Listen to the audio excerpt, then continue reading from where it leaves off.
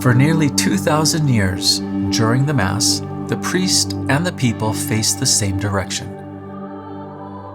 towards the Lord. Then, something changed. But did the Second Vatican Council ever actually ask for it?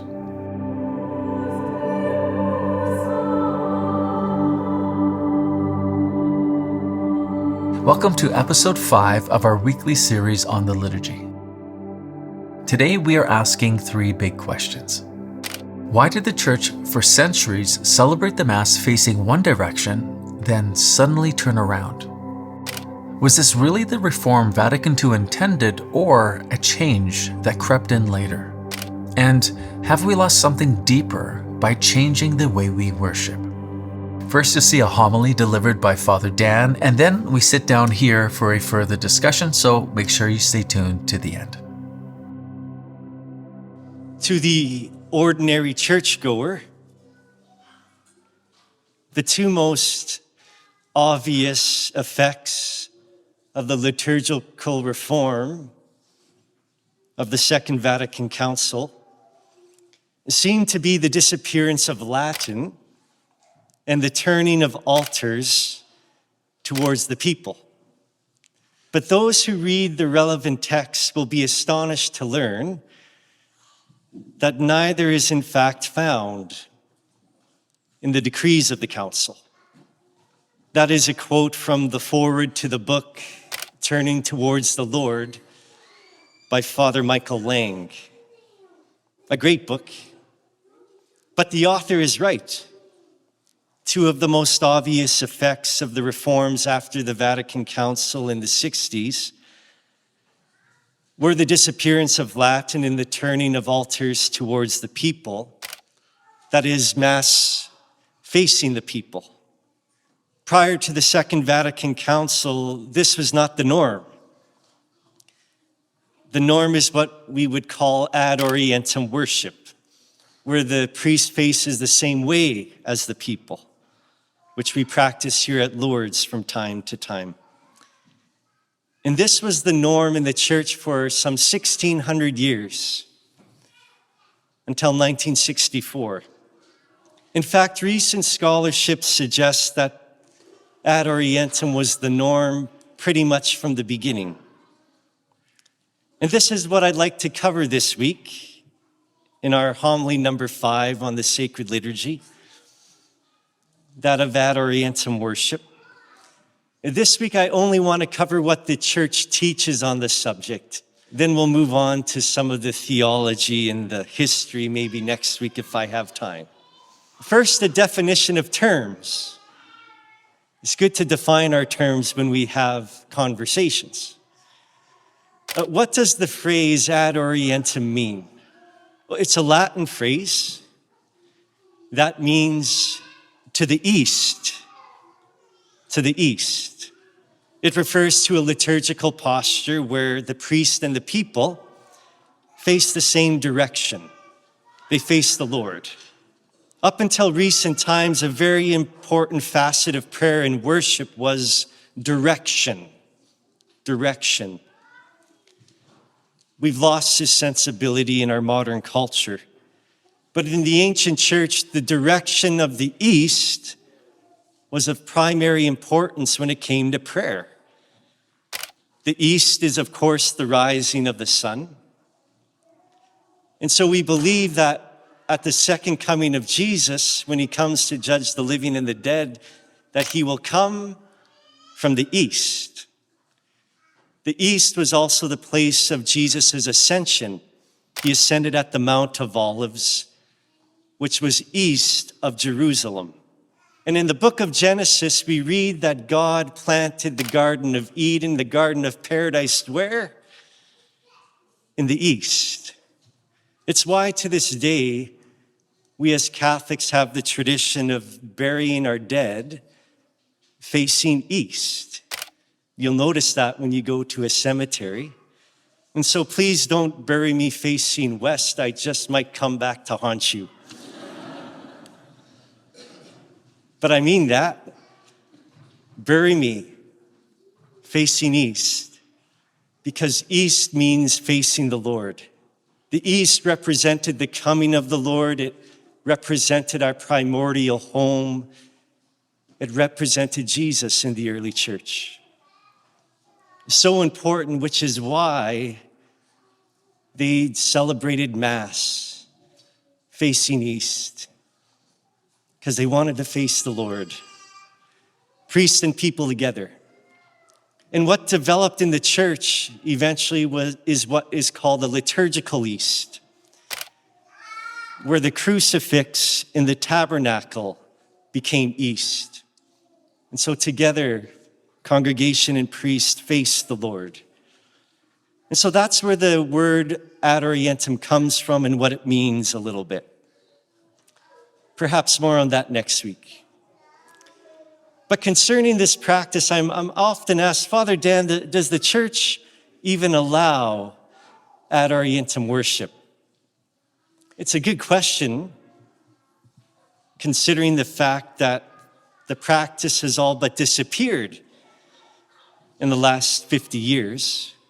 And to that question, I always respond, yes, it does. It does allow for it. And let me walk you through this. Thanks for hanging in with me. After the Second Vatican Council in 1964, permission was given for Mass to be said facing the people. And to some benefit, we have to say, for there was a renewed enthusiasm to understand the Mass and to be engaged in it. But what most people don't realize is that the practice of Ad Orientem was retained as an option. It wasn't gotten rid of. And we see this in the rubrics of the Mass, the instructions. In the Roman Missal there, the red book, it tells me what to say and what to do. And in 3 places in the Roman Missal, it instructs me, the priest, to face the people.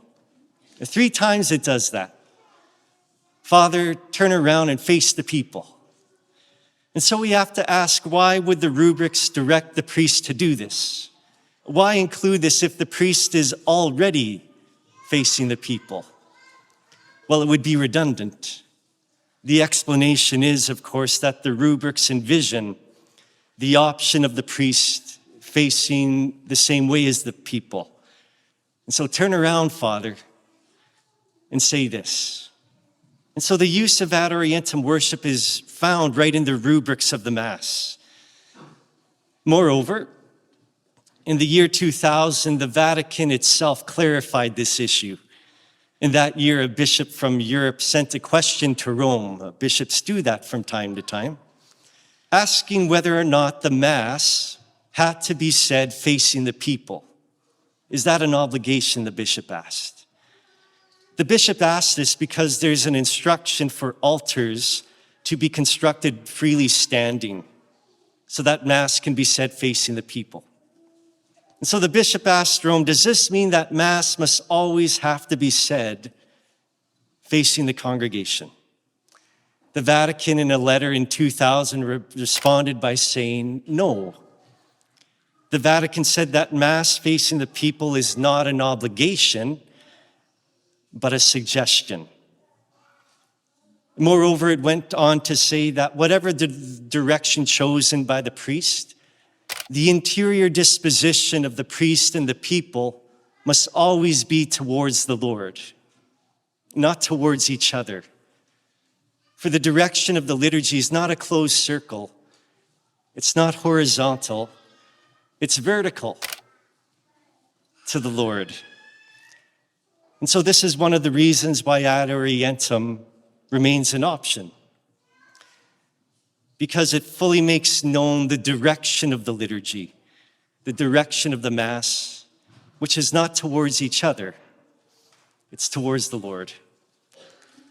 And so in summary, Ad Orientem was the norm of the church for 1,600 years or more, up to 64.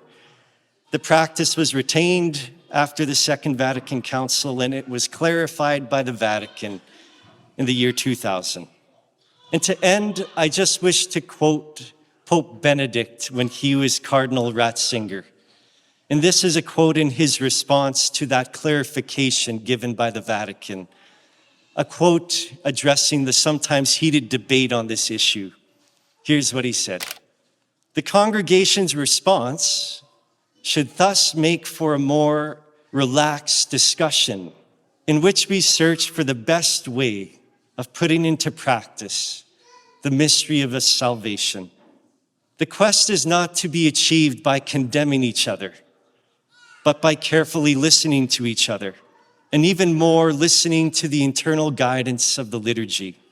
The labeling of positions as reactionary or conservative or progressive achieve nothing. What is needed is a mutual openness in the search for the best realization of the memorial of Christ. End quote. Wise words from the Cardinal Joseph Ratzinger. This is why it's good we celebrate both here at the parish. In celebrating both ways, facing the people in Ad Orientem, we have a mutual openness, which is often absent in the church these days, on both ends of the spectrum.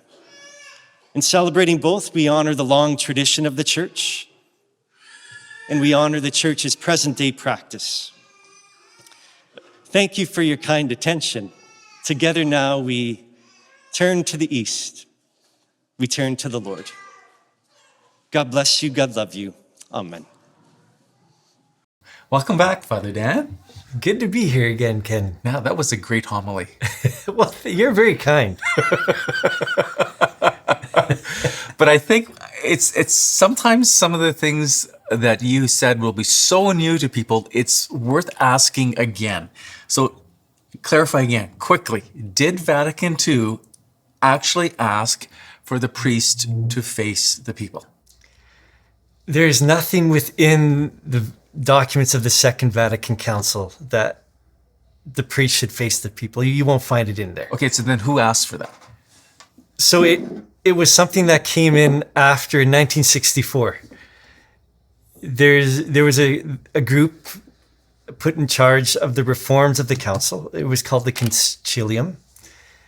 And they were given the task of implementing the reforms asked by the council. Some of that work. Mass facing the people wasn't in there. In 1964, the Pope released a document called On Ecumenical Matters. It was an instruction on some of the reforms that were going to come forth. And that's the first time we see it in 1964. And I have a quote. I brought it for you. Okay, can I read it for you? This is the first time. This is in it. paragraph 91 of that document. All right. The main altar should preferably be freestanding to permit walking around it in celebration facing the people. This was written in the context of how the altar should be orientated. Because before that, altars were always against the wall where the tabernacle was. Now there was this ask for altars to be freestanding, which again is not in the council itself, but it's an ask for the altar to be freestanding so that the priest can walk around it, incense it, and Mass celebrated facing the people. Mass facing the people is not absolutely indispensable for pastoral effectiveness. And so what we have here is the first mention of Mass facing the people in 1964. And when it is mentioned, it's mentioned as an option, not a requirement. As again, the church still teaches today, as we saw in the homily. But this is the first time we see it officially in the documents of the churches in 1964. You don't find it here. Okay. Something that strikes me about that freestanding altar is that it could lead to a lot of renovations within the church. Yes. Because they're not, we have to have a freestanding altar. So then all of a sudden, is it fair to say that a lot of renovations could have started because of a statement like that? I think so. You're right. Yeah. Because how else can you walk around it? It's stuck to the wall. Oh, we'll pull it off. Okay, let's call the contractor. Right. I think the Vatican envisioned just keeping the old altars where they were and just putting in a freestanding altar. But many of the spaces weren't designed for that. There wasn't room for two altars. And having two altars is still, I think, maybe not a problematic thing in the tradition of the church. There were more than one altar, but there wasn't room for two altars. So what did they do? Well, they had to take out the high altar and then put in a freestanding altar. And then what do you do with the high altar once you've taken it out? Well, there's crazy stories of what happened to our high altars. Yeah. We either don't know where they went. They were destroyed. Some, thank goodness, were put in museums. We still have them. But you're right. Yeah. Okay. But this is the first time Mass facing the people is mentioned in the documents of the church. Okay. You also said, thank you for that. You said in your homily that the rubrics of the Roman Missal imply that the priest may face the same direction as the people. There could be some people just wondering, well, what are the rubrics and how authoritative are those things? Because that's not language that the typical lay person uses. Yes. There's a saying amongst priests. We'll get back to talking to Father Dan in just a second, but first, if you've been blessed by this video, could you help us out in a few simple ways? Number one, like and share this video. YouTube's going to see that, then push this video out to a larger audience. So that's something you could do. Number two, could you pray for us? We're always in need of grace, and we would greatly appreciate your prayers. And number three, if it is possible, supporting our mission at kenandjanelle.com. Your support makes it possible for us to keep on producing videos just like the one you're watching. You know, all our content is free, but it's not free to make. Every contribution really does make a difference on our side. So, back to Father Dan. There's a saying amongst priests, say the black, do the red. That's because we have our Roman Missal is the big book you see on the altar at Mass. And the black is what the priest says, and the red is what the priest is supposed to do. And the term rubrics, it means red instruction or red ink, I think is in fact, the origin of that word. So important things were written in red, hence the word rubric. And so the rubrics of the Mass are what the priest is supposed to do rather than say. They're the red parts. And so we're supposed to do them. And as indicated in the homily, there are instances in the rubrics where it directs the priest to face the people. It's written in red. Well, why would I face the people? Why would it tell me to face the people if I'm already facing the people? It's redundant. Yeah. The church doesn't leave redundancies in her rubrics. The only explanation is that she envisions that Mass can be said the other way around, right? So, Father, turn around. So it's right in the rubrics of our present missal, of our present book. And people don't know that. Just to be clear, and that book is the same? Yeah. Yes, everywhere, all across the world. Okay. It's universal in that regard, the rubrics. It just strikes me kind of odd that if it's written, say the black, do the red, and it's written everywhere, and it's implied the priest is not facing the people, but he turns. Why? And it's written everywhere. How is this overlooked? Because it implies he's not facing the people when he's celebrating the Mass. Am I correct?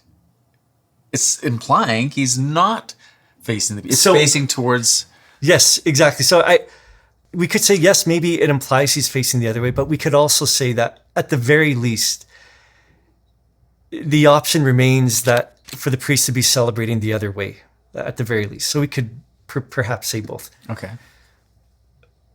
Are you saying why? Why is this overlooked? I think that's a loaded question. I don't know the answers to all that. You might be asking then, are you really asking why isn't Ad Orientem celebrated more today? It's because it says, you say do the red. Well, then do the red. Right. So a number of reasons, I think. I don't know I wouldn't pretend to know them all. I'd have to really study a little more in depth the history of exactly what happened after 64. Mm-hmm. All I know is it's been the constant teaching of the church since 64 that the option remains for Mass to be celebrated Ad Orientem. In 64, we see that. Again, in 93, there was a document, I didn't quote this in the homily, but in 93, the Vatican once again iterated that Mass can still be celebrated Ad Orientem. And then in 2000, the question is, why is this ignored?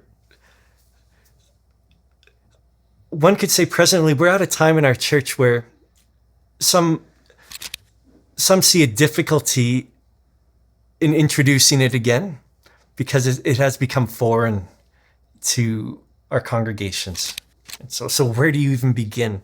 And how do you do it in a sensitive and pastoral manner, right? So that the people understand, they're not shocked. You don't do damage to the faith. I think that's a legitimate concern for priests and bishops. Even if it is a legitimate option, how do we begin to do this?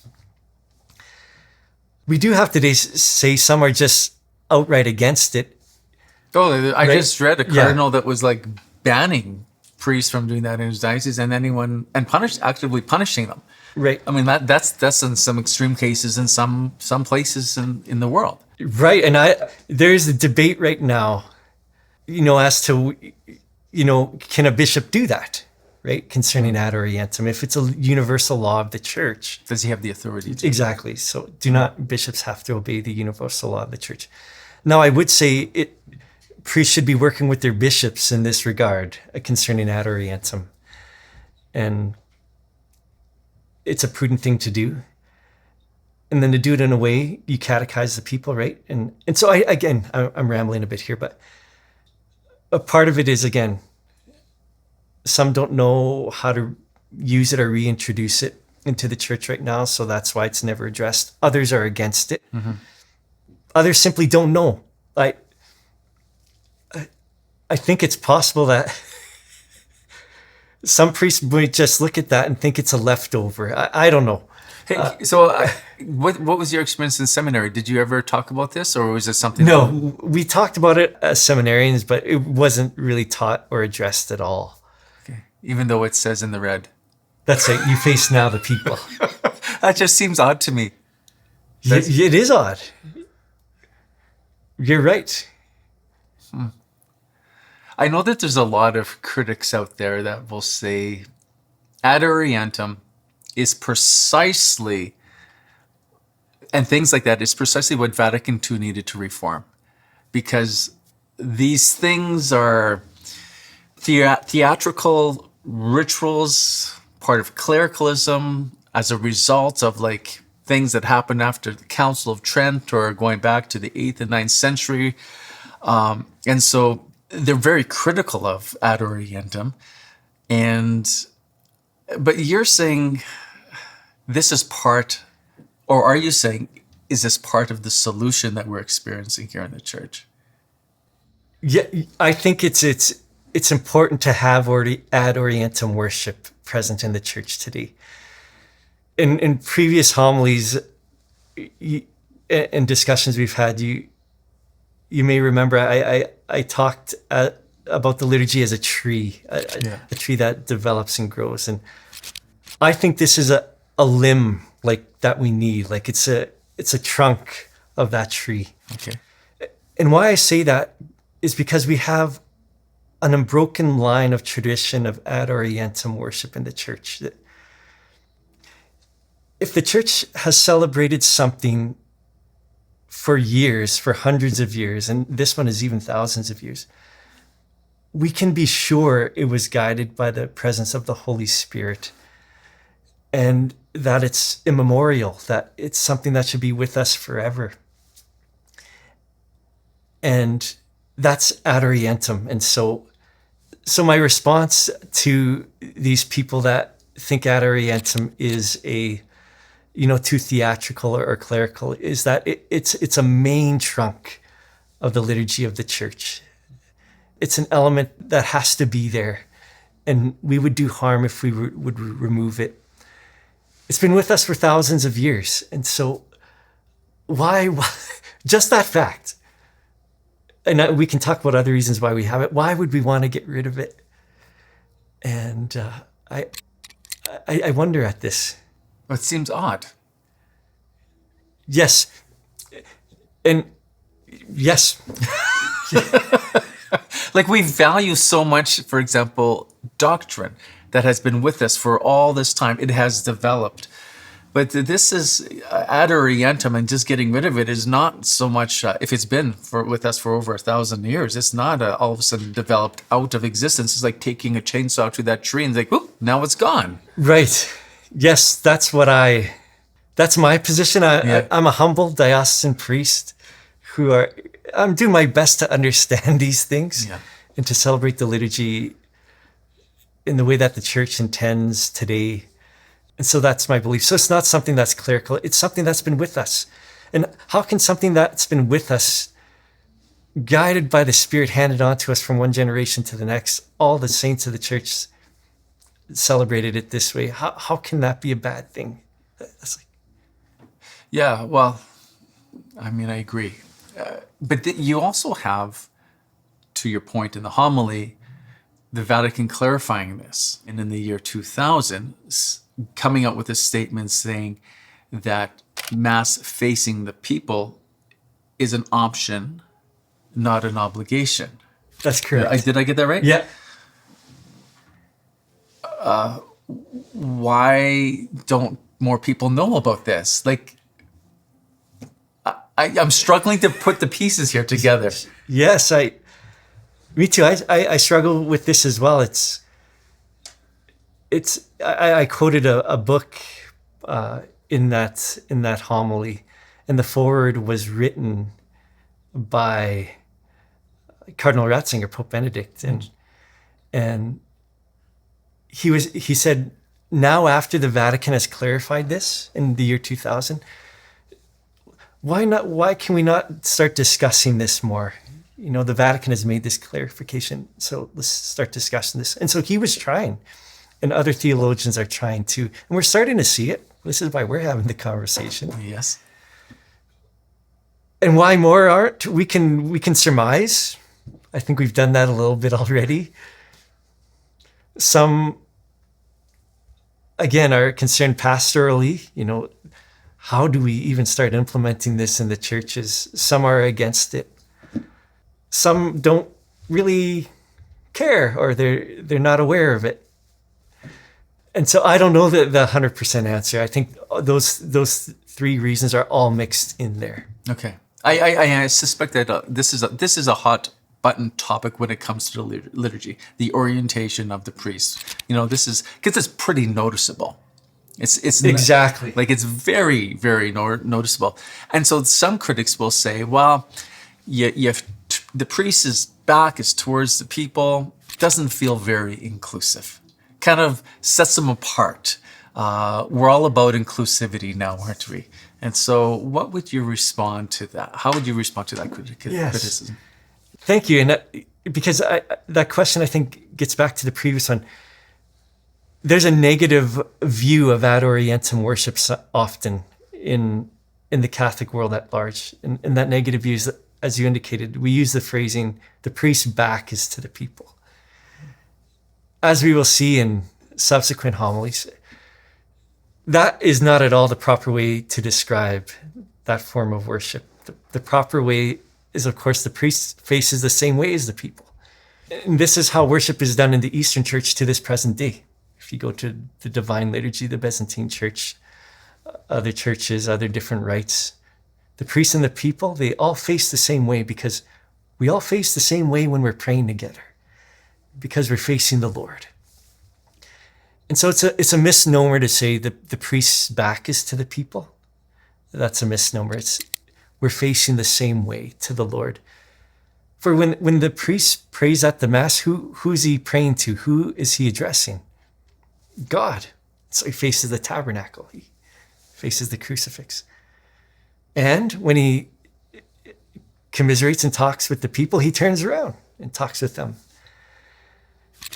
So it's a beautiful thing. We face the same way. I like to always remind people that the liturgy can be envisioned as Jesus, the Good Shepherd, leading us to heaven. We're on a pilgrimage and we follow him. Because as you know, Ken, a shepherd does not use fear when he handles and moves his sheep. He doesn't go behind like a cowboy, and he doesn't use fear. But instead, a shepherd goes before and he leads, he walks. And what does the flock do? They follow. That's the Mass. The priest representing Jesus, the Good Shepherd. We're on a pilgrimage to heaven, and he's leading us. That's a beautiful way to describe the Mass. It is. Yeah, and so that's a positive way to view Ad Orientem worship. And we need to, rediscover that today in the church. I like that image. Yeah, and in this discussion, we also have to say presently, Mass facing the people is an option. It's an option in the church. So liturgical laws allow both. So, do you have any closing comments for today? Or I just another comment, and it points, and we'll get to this in previous homilies, but it's important to realize the direction of the liturgy, and Ad Orientem is appropriate because the direction of the liturgy is God. It's vertical, not horizontal, right? The direction of the liturgy is vertical. That's the primary direction. Secondarily, horizontal. We're connected with each other because we're connected with God. That's the reason. Ad Orientem more perfectly identifies that movement of the liturgy towards God, the vertical, because we're all facing the same way. Whereas Mass facing the people, it kind of closes us into a closed circle and turns us in on ourselves. And that can lead to, I think, problematic things. In that clarification from the Vatican in 2000, it's interesting, I'm not sure if I stated it in the homily, it said, even if Mass is celebrated facing the people, the interior disposition of all in the church is to be ad orientem, towards the Lord, not towards each other. And so ad orientem more beautifully points to that direction of the liturgy and what it is. And so it's a beautiful thing. So part of the church, and we do well to discuss it a little bit more, and I guess that's what we're doing now. Well, Thank you for being a good shepherd instead of a cowboy. Thank you. Hippie-ki-yay.